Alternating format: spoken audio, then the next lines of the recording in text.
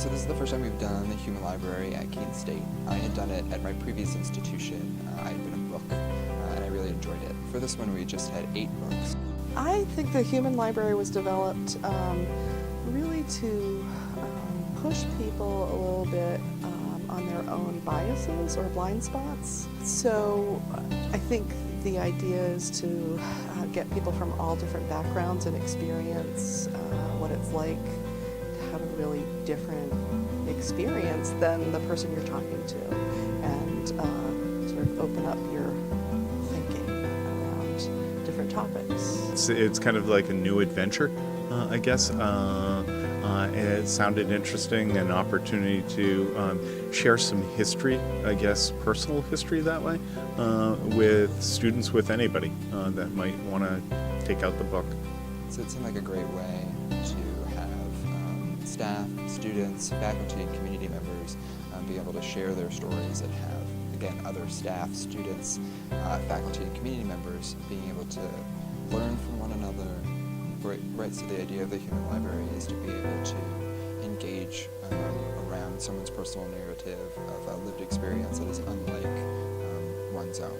To be able to hopefully break down stereotypes or generalizations, but just being able to hear a first-person account of what that is like. I've been interested in the Human Library project for about a year, I guess, since it's really been developed in Denmark. And so I got asked to be part of, because the person that asked me knew that I was an atheist. I didn't believe in God, and I thought that would be a really interesting book for the library. And I was like, okay, I am much more comfortable talking about that now. I didn't used to be.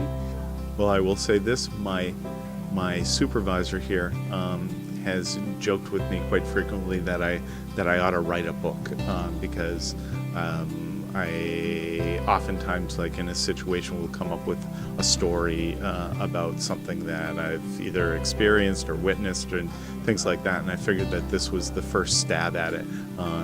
Without having to put pen to paper, I could just do it as an oral history that way.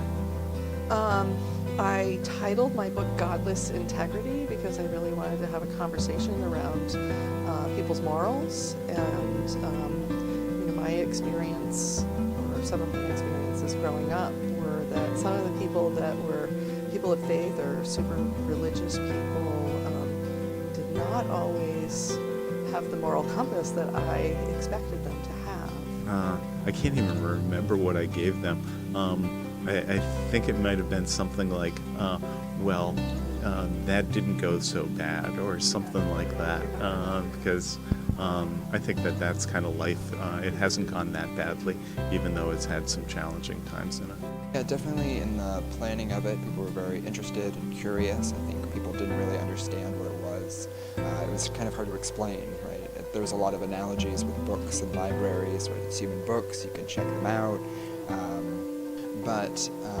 Yeah, it's been really interesting and exciting for our readers.